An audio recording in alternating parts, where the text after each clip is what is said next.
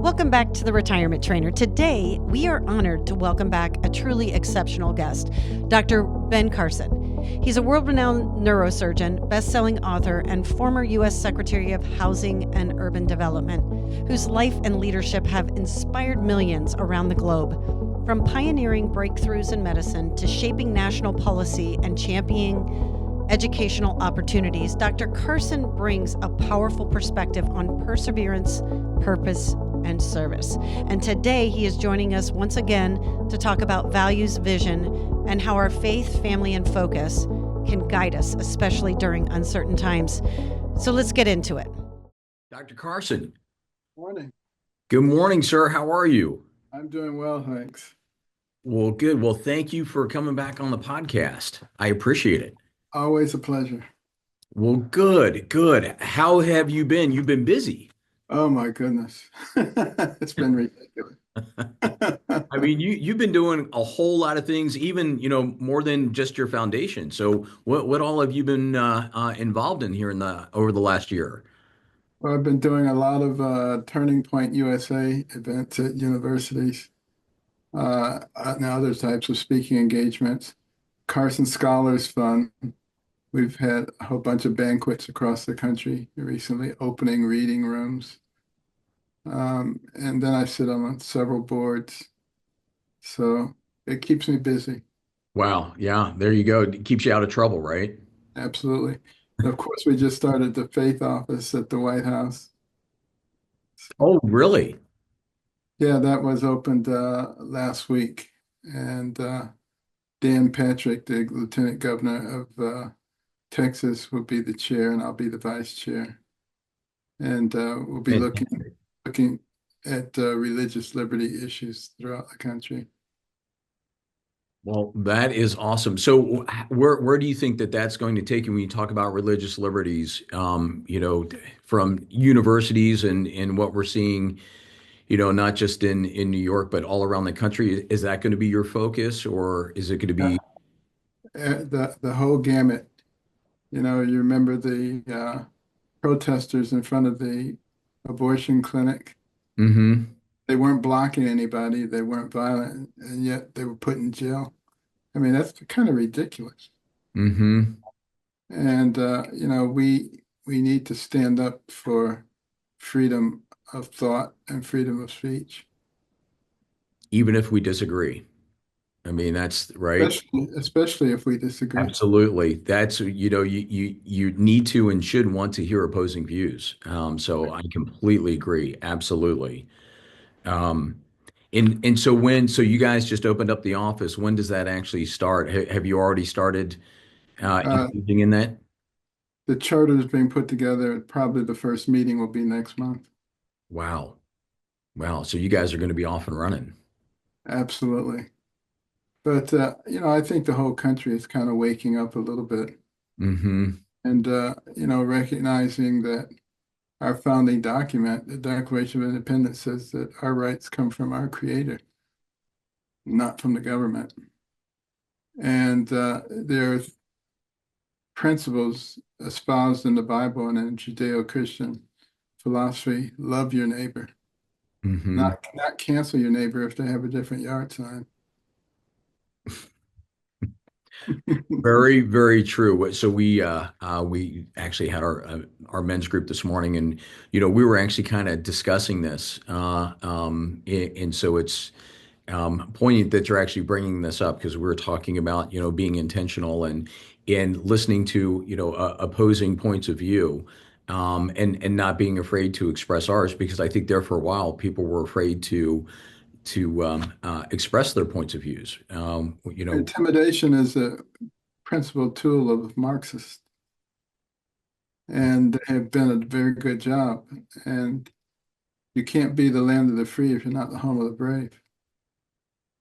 So true. So true. And I'm gonna kind of shift gears a little bit too because there's been a lot of things.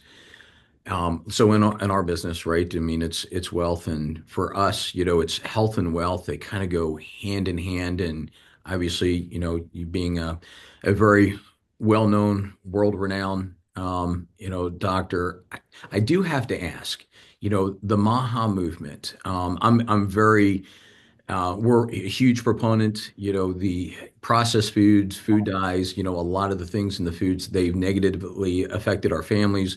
We actually have a child that is on the spectrum. You would never know it now, but still, it took a lot of work to get him where he is today, for sure. But what are your thoughts on the Maha movement? Because things continue to change, and it seems like things are going in the right direction for all of Americans. Well, I'm delighted to see the Maha movement and to see it really picking up momentum right now. All you have to do is look at what's going on in our country. A third of our children have some type of chronic illness. You mentioned the autism spectrum. Think about the fact that a few decades ago, we were talking about 1 to 4 children in 10,000. And now we're talking about 1 in 31. Something's going on, and it's environmental, and it may be multifactorial, Right. but we really need to be investigating that with some urgency and figuring out how do we keep things from being so severe in terms of our illnesses. We spend all of our time trying to fix the illness rather than prevent the illness. So like you're taking a baseball bat and beating people with it and saying, how can we heal the bruises? How about just stop beating them with the baseball bat? You've got to stop using common sense, right? Exactly. Well, and that's a really good point. We're seeing, obesity in children at its highest rate. Um, I, I 40%. I took a class and I was watching videos, and it was showing, well, the American population, but kids in particular, in the 50s and 60s and even early 70s, and the change, the physical structure of the bodies from then until now, it's completely different, and it's an epidemic, this obesity, and now GLP-1s, instead of fixing the problem, we're trying to curb the symptom, I think is probably a better way of saying it. And then we also need to recognize something that we used to know. That is, you cannot gain weight if your calories out exceeds your calories in. Right. It just doesn't happen. Some people say, I got a gland problem. They do, their salivary gland. That's the problem. Well, I mean, you remember, growing up, you had PE all the way through 12th grade. I mean, that was not, now in high school. So I've got three boys. One has graduated from college. The other two are in college right now. But in high school, I think they only had to take one semester of PE, and I remember actually having to climb the rope in middle school, and it was completely different then than it is now, and I think we need to have that physical activity, especially with boys, the epidemic of ADD and ADHD. you know Absolutely. I don't Well, know if that's actually overdiagnosed or not. That's kind of not my bailiwick. That's kind of more on yours, but it just seems like it doesn't make sense. I used to have so many parents come in and say, the pediatrician has recommended that we put him on this drug or this drug for his ADHD.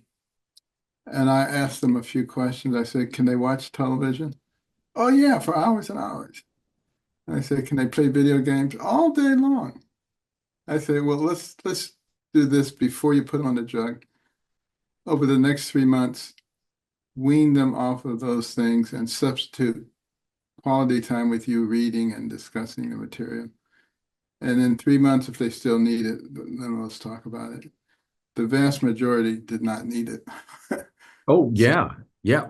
Well, I mean, growing up, it was, on Saturday mornings, you would leave right after breakfast and, come home at dark. You may come home for lunch, but I mean, you were outside the whole time. Now, the dynamic has changed, because of, these things right here and video right. games and everything else. And so, between the lack of physical activity and honestly processed foods, it's that's a double whammy on No, people's health. and the fact that this administration is constant on that is a tremendous boon. And it has nothing to do with Democrats or Republicans. It No, it has to does do with, not. do we want to be healthy people? Do we want to create a good future for our children? There's that saying, and I'm not going to get it right, but people have, 1,000 wishes and 1,000 dreams, and but those who don't have their health only have one wish, right? And that's to be healthy. And it doesn't matter. You could have all the money in the world, but if you're not healthy, what's it matter? And we're seeing an increase of cancer rates that have personally actually affected our family, our friends. Like I don't ever remember seeing this when I was growing up. And Yeah. I think it has to be environmental based, obviously, but also it's got to have a lot to do with our food. Oh, there's no question about it because there are places in the world where we have much fewer incidents of this. Now, there is a blue zone in the United States. There are 5 blue zones in the world. Those are places where you have a significant number of the population who live to be 100 or more. And we have one such place in the United States. And it's a place where there's a tremendous emphasis on diet, exercise, and healthful living. All right, where's that blue zone at? That's in San Bernardino County, California, where Really? where Loma Linda is located. And there's a large number of Seventh-day Adventists there, the vast majority of whom are vegetarians. They don't smoke, they don't drink, they don't put harmful substances into their bodies. They concentrate on physical activity. And you learn in medical school that there are certain groups of people who live 7 to 10 years longer than everybody else. It's a lifestyle issue. Well, I do agree with that. We see, even with those people that we serve and as well as friends, those that, I always say motion is lotion, right? Those who stay active, can continue to be active. And, those that are eating healthy or try to eat healthy, but it is so hard. I mean, you read the back of the packages and, it's not a one or two or three or four ingredient, Right. type thing on the contents. Most of it I can't even pronounce. Right? And folic acid. I didn't even realize that that's not natural. I mean, that's chemically based. That's you can't find that anywhere on the earth. And so, trying to not just stay active, but to eat healthy. If you don't have a food source where you can go right from the pasture to the table, right? From the farm, whether it's the cows or the chickens or the hogs. The same thing with milk. You honestly you really don't know what's in it, and Well, that's what's scary. I always say if everybody ate 3 well-balanced meals a day, drank 6 to 8 glasses of water, got a full night's sleep on a regular basis, exercised regularly, and didn't put harmful substances in their bodies, most people in medicine would be out of business. Having said that, medicine is a great career because they're not going to do it.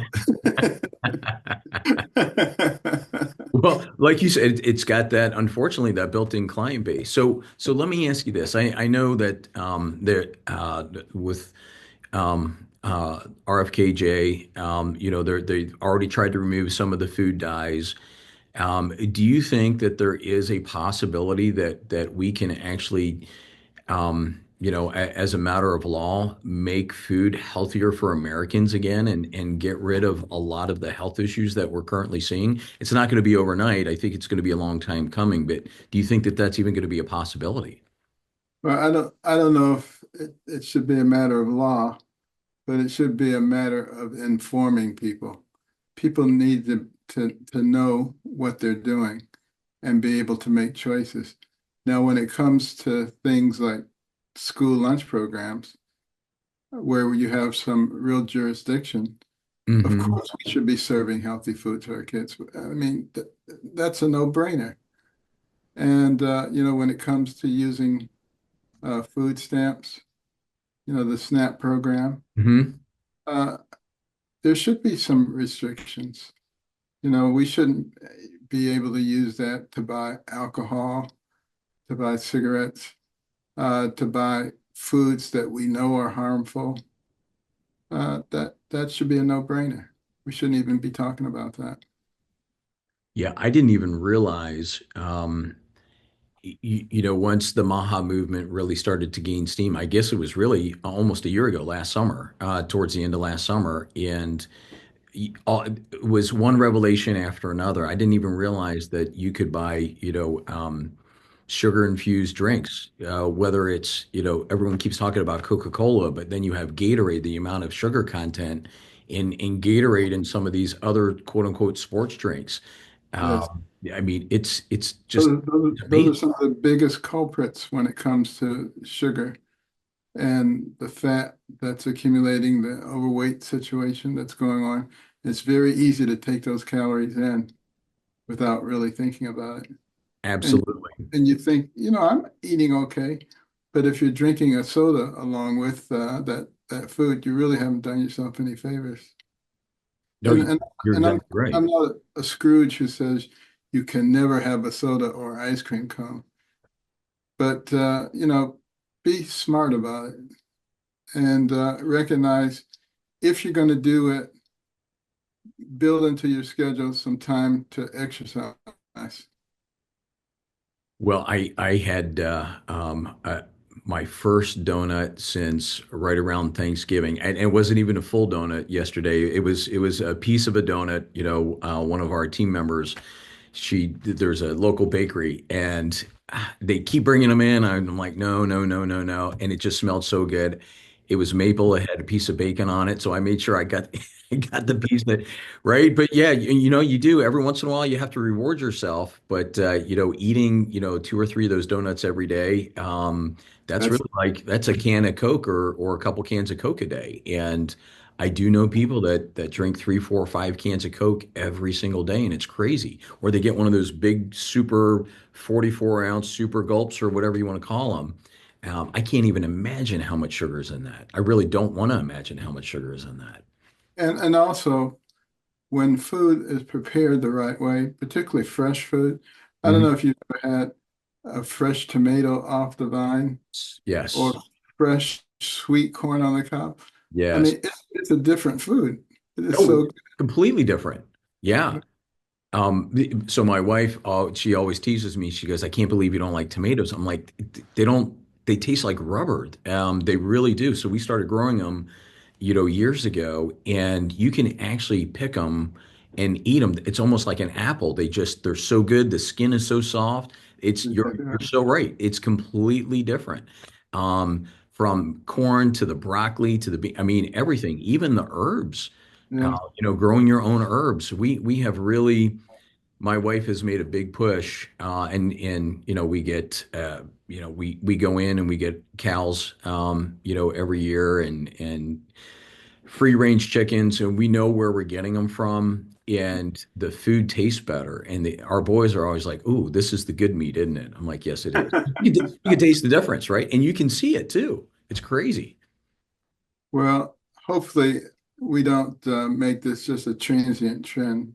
Hopefully we make this a permanent part of who we are as a nation. Well, you know what? Me too. And so let me, talking about being a transient trend, these GLP-1s. You've heard so many things on them where once you start, you can't get off, and now they're actually trying to introduce them to not just adolescents, but young children. What are the dangers in those? Instead of just eating healthy, trying to use a substitute instead of changing your behavior. Well, we haven't done the long range studies, so we really don't know what impact they will have in the long run. I'm afraid we may be finding out some dangerous things. And the thing that a lot of people don't know about the GLP-1s is that they don't have a permanent effect on you. You have to keep taking them. And so it's a real boon for the industries who are making these things, they want you to start on them because they got you for life, unless you want to gain the weight back. And isn't that drug also approved by Medicaid as well? I think it is. And maybe I'm talking off out of turn here, but I think it is. So we're almost, as a country, as Americans, again, not a Republican or Democrat thing, but as Americans, we're instead of fixing the problem, we're just helping curb the symptom. Right? We're becoming a medical fixing machine rather than one that prevents things from happening. And we have the ability to do it. We just have been focused in the wrong way. And when we look at other countries that don't allow a lot of the things that we are putting in our foods, we should be asking ourselves, why is that? Why don't we pay attention to what's going on in other parts of the world? It's sort of like with COVID. Why didn't we pay attention to the fact that along the western coast of Africa, they had very little COVID? Why didn't we ask ourselves, why is that? And we would have discovered it's because they take hydroxychloroquine as an anti-malarial. Really? So, okay. Uh, Yeah. Yeah, they have 94% less COVID than we did because it's a very effective anti-malarial. But obviously, and as we've subsequently discovered, it was very effective against COVID as well. how about that? Well, that's kind of like I had not heard that, but I did hear that combined with ivermectin, was a huge not just therapeutic, but also a preventative as well. Yeah, in fact, the FDA had a rule in place that said they could not issue an EUA, an emergency use authorization for the vaccine, if there were other viable treatments. And therefore, they had to basically denigrate the other things that were available so that they could say there's no other viable treatment. In the meantime, hundreds of thousands of people died needlessly. Yes. And separated from the families, during Yes. that time as well, which was just a one tragedy, after another, it seems like. It's going to take a long time to get the people to believe in the public health system again. So what do you think? Because I have noticed that there has been for lack of a better term, maybe a trust factor. Even with your a lot of family docs and all the way across the country, just talking with friends of ours. So what do you think needs to happen in order to restore that trust? Well, transparency has to come back. And I think, we need to have a completely different system when it comes to taking care of people's health. We spend over $13,000 per year per person per capita. That's more than most concierge practices cost. So what do you need for good health care? You need a patient and you need a healthcare provider. Along comes the middleman to facilitate, and it becomes the primary entity controlling the other two and sucking most of the money out of the system. And that's why it costs so much and we get so little. We don't have the best healthcare, but we have the most expensive healthcare. And Hmm. we have a relatively simple solution. We need to have people put skin in the game. There's no skin in the game the way it works now. It's sort of like you go to a hotel, put your credit card down, and they say, well, you don't need this, all your expenses are taken care of. Oh, but where's the room service menu? Whereas if you have to pay for it, you say, is there a McDonald's nearby? We don't have any of that. And as a result of that, we don't have any transparency and we have a lot of games being played. The insurance companies pay pennies on the dollar for the billing. So the hospitals and the clinics, they escalate the cost way beyond where it should be. And all kind of gamesmanship going on here. If we had things like health savings accounts, Hmm. which would cost us a lot less money, uh, then that would automatically bring transparency into the system. And you just modify it a little bit so that a person in your family could give you money out of their health savings account. Let's say you had a procedure and you were $500 short. Your wife could give you $500 out of hers, or your cousin or your son. Every family would become their own insurance company, and everybody would care about each other. If Uncle Charlie was smoking 3 packs of cigarettes a day, everybody would hide the cigarettes. Um, and then you make it possible to transfer that health savings account to someone at the end of your life rather than it just disappearing. Because right now we're spending 40% of healthcare dollars in the last 6 months of life. That's foolishness. And you wouldn't That do what it that if is? you yeah, absolutely. I mean, cost transparency, that's kind of a huge deal because there is none. You can go into a facility based on the coverage that you have and pay X amount. I can go in to the exact same facility to get the exact same procedure or test run or whatever it is and pay a different price. Um, Right. and you don't even know what that is, and they won't tell you, and they can't tell you because there's zero transparency. And I think if we were able to enact or enable transparency, and that's by demand, right? If Right. people had to pay, they would start requiring, hey, how much does this cost? Instead of just going to the ER and knowing that every time you go, someone's going to pick it up and it's not going to be you. And your doctor's not going to order 5 CAT scans just to see how things are Yeah. going. Yeah. Yeah. If it knows it's coming out of Not your feeling health. good. Well, let's do another CAT scan. Oh, wait, you're feeling a pain. Let's get an MRI. Well, that didn't come out good, so let's do another one. We were just talking about this last night with some friends. The amount of MRIs and things, it's ridiculous. Yes, And it just seems like, well, I'm over my deductible now, so it doesn't really matter. right. But it does. It's now, how about, I mean, when you went to med school, was nutrition for those students, those doctors coming through, was nutrition ever part of the training? And if not, do you think that should be going forward? It certainly should be. There was very little mention of nutrition at all.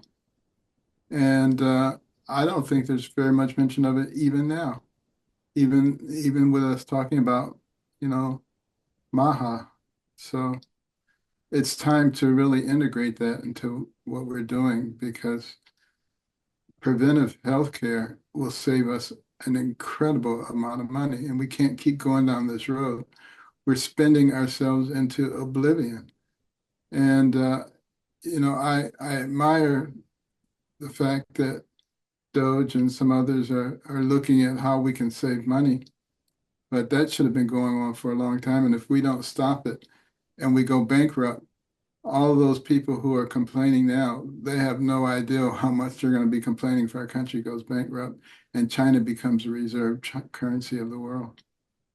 Well, you're exactly right, and especially those, at or in retirement and seniors. I mean, they're affected the most, and everyone's afraid, with you brought up Doge, they're going to cut our benefits. They're reducing Medicare spending.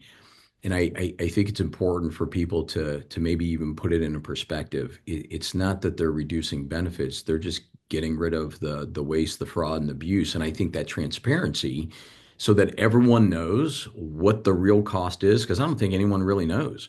You No, know, there's not. is it $675 or is it $2,500 for that MRI? Because someone's paying this, someone's paying that, and a whole lot of people are paying in between. So, I mean, what is the real cost? And until we start seeing those changes, I don't think we're ever going to know. And that's important, especially with folks on, you know, fixed budgets at retirement, living off of, pension and Social Security. And let's face it, majority of Americans, their only retirement is Social Security. So the single biggest cost to them is their health care and Medicare. So this is a big deal. And I think it's epidemic from a financial perspective because, like you said, I didn't realize 40% in the last stages of their life. I mean, those are real numbers. Those are big numbers. And it needs courageous people to tackle it because it's much easier just to kick it down the road and let somebody else deal with it. But I think it's been kicked about as far down the road as it can go without us going off the cliff. Yeah, I agree. Something does have to be done, and but the reality is nobody wants to. No one likes change, number one. Nobody wants to feel any kind of a pain. Well, let's just, well, someone else is going to worry about it. Someone else is going to worry about it. So we keep kicking that can down the road. But like you said, we're going to get to a point that debt bubble, it's about ready to pop. And so we all have to decide, do we want to kind of, embrace the suck, right? And for a short term and kind of get back on the rails or continue going off the rails until we crash. But Uh, we're kind of fortunate to have a president who can't run again. That, so, that so makes they're not worried about reelection. it Absolutely. Yep. Yep. that's good. And I think if we could really start getting Congress to start doing their job, and term limits, and I mean, there's a whole host of things. I won't get on that soapbox. I think we could talk for days on that by itself. But and not worry so much about fundraising and being reelected again, and actually start representing their constituency. Yeah. Um, you know, Well, um, when our founders put the system together, they didn't anticipate that people would make it a career. They thought people would come and serve for a couple of years and go back and doing what they were doing. Uh, but we've made it so lucrative for people, and they don't want to leave once they get in there. We really should find a way to change that system and put real term limits in. House people have to run every other year. They spend half their time raising money so that they can run rather than dealing with the issues that they were elected to deal with. no, you're exactly right. And I've seen it personally, firsthand, where before someone, right after they were elected, before literally days after they were elected to Congress, they were doing a fundraiser for the reelection in 2 years. I was shocked. I tell people that story all the time.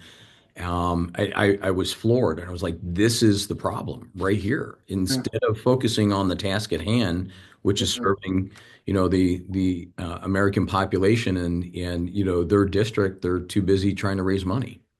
I would love to see just one term. You couldn't run again. You can lengthen that term, make it a long term, 6, 8, or 10 years, but you can't run again. But you can be recalled every other year.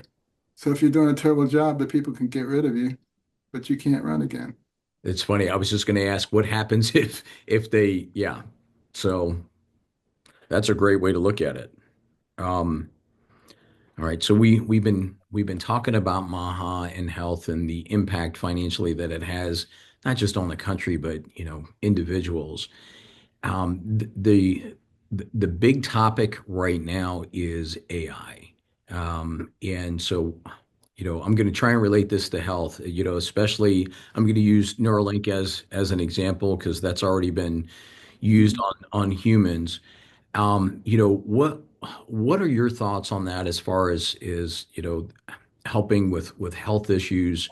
Do you think it's a good thing? What are the good, the bad, and the ugly? What do you see as far as AI and those tools like a Neuralink?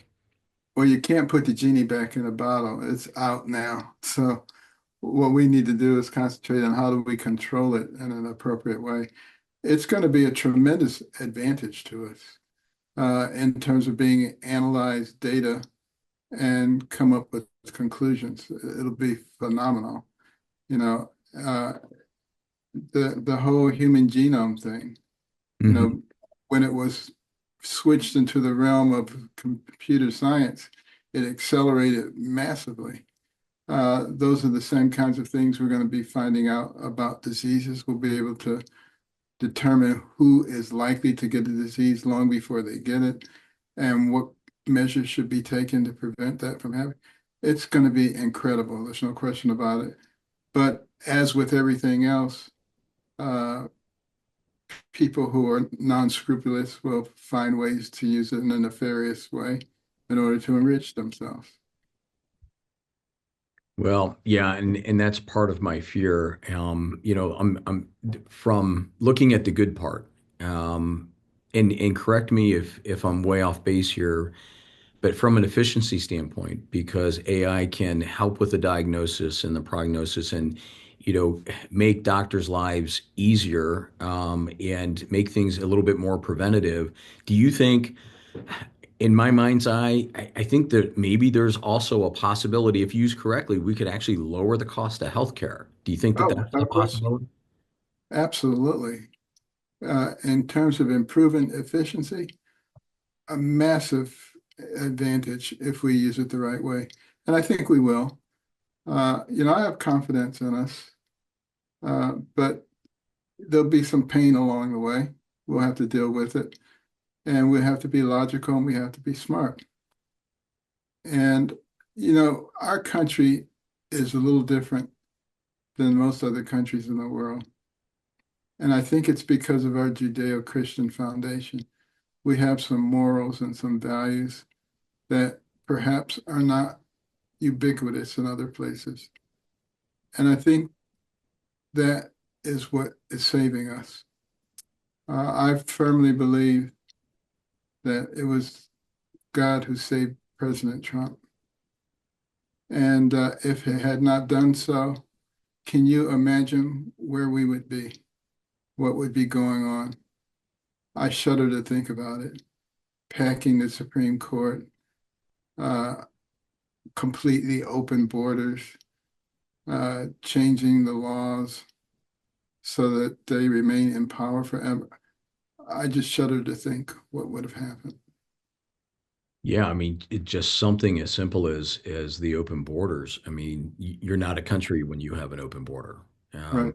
by definition. And the irony is, the comment of the most recent comment from the president of Mexico. She said, we are a sovereign state, and you are not to cross our borders. Well, in but yet it's okay to have the U.S. open, and every other country, they're sovereign nation and they enforce their borders. But so I think that in and of itself, and to have it down by, man, was it 99%? They've reduced the inflow. I mean, it's almost Yeah. completely shut down, In which 7 weeks. I mean, yeah, it's pretty amazing. in But And the impact, the financial impact on the strain, I mean, just on our healthcare system, on Medicaid, and the impact that that has on our seniors for Medicare, because they're eating up all the money. So I mean, and the impact just keeps going on and on. yeah, but again, I do believe that we will overcome this with logic, common sense, and faith. And I at agree. some point, I think a lot of the people on the left will come to realize that that's not who we are. The hateful people who are trying to drive wedges in between our society on the basis of race, age, income, gender, religion, political affiliation. That's not who we are. That's the typical playbook for Marxism: divide and control the populace. And if you look at the things that are going on, if you just read Saul Alinsky's book, Rules for Radicals, you can see all those things happening in our society right now. If Yes. you go back and you look at the congressional record, January the 10th, 1963, Congressman Herlong of Florida wrote in the 45 Goals of Communism how they would gain control of the United States. You would be amazed at all the things that have happened already. Gaining control of the public school system and the teacher union so you can indoctrinate the kids. We're seeing the manifestation of that on many of our college campuses now. Gaining control of television and the news media so that you could change the moral fabric of the country. Um, Denigrating the family, particularly the role of fathers in the family, Yes. denigrating the church and the Bible, making sexual perversion normal, natural, and healthy. I mean, you just go right down the list and you see that their goal since they can't overcome us militarily, is to attack our faith and our families and to destroy us from within. Destroy the family unit, Yes, make it irrelevant, unfortunately. Again, in our men's group, we were talking about men as leaders. We need to be, first leaders in our home, and there's nothing wrong with that. It's actually that's what we're called to do, so that we can then be, leaders in our community and as well as our church and then in the nation. And I think we kind of lost sight of that, but we have seen a resurgence. Since last August. yes, Bible sales are up significantly. It's more common. We were talking about oh, so one of those singing shows, American Idol, where the whole show for a couple hours, it was all faith-based music, and people were professing their faith. And this right, is on national broadcast, and I right. don't think we would have seen that a year ago. So I think things are turning in the right direction. So it gives But going around to the various universities to see the enthusiasm of the students now. There was a time when they would kind of hide in the shadows and they didn't want anybody to know that they were conservative or logical people.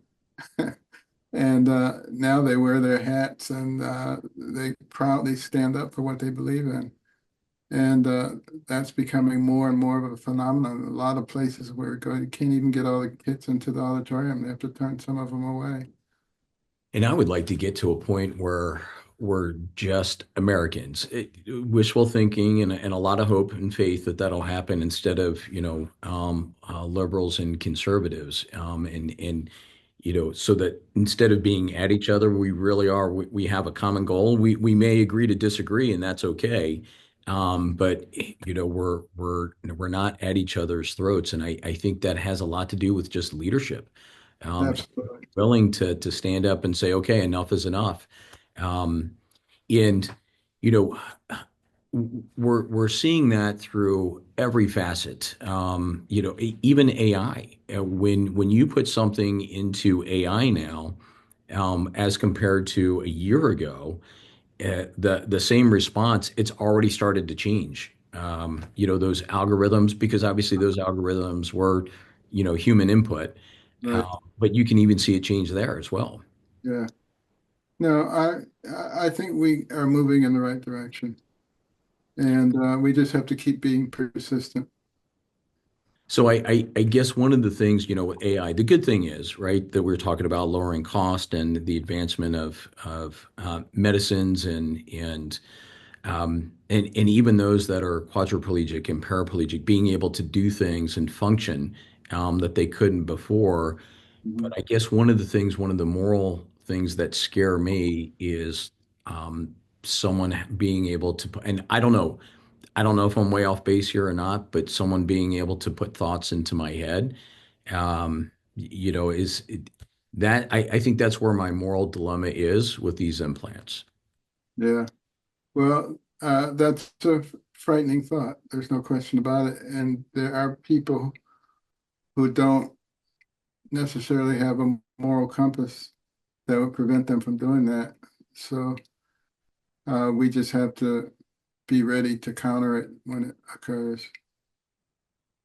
Yeah, and I think if we keep going down the path of using it for good, because I agree with you, I have a lot of faith in mankind, especially in the direction that we're heading in being able to use it for good in the advancement of medicine all the way across the board. I think it's going to help the populace in ways that we maybe never even thought possible. Absolutely. It's all good. Absolutely. Well, Dr. Carson, I know you're so busy, but I really wanted to thank you so much for joining us on the podcast. It's been a great conversation, and thank you very much. I hope we get to have you back on soon. Absolutely. Look forward to it. And thanks for being a patriot. Absolutely. Well, thank you, sir. You too. All right. Okay. Take care. Thank you for listening to The Retirement Trainer with your host, Ed Siddell. For our latest retirement news and financial tips, please visit egsifinancial.com or follow us on Facebook, Twitter, and YouTube. Thank you for listening to our podcast. We look forward to having you back for our next episode, where we will continue to explore the world of retirement. Until then, please remember to click, like, and subscribe. See you next episode.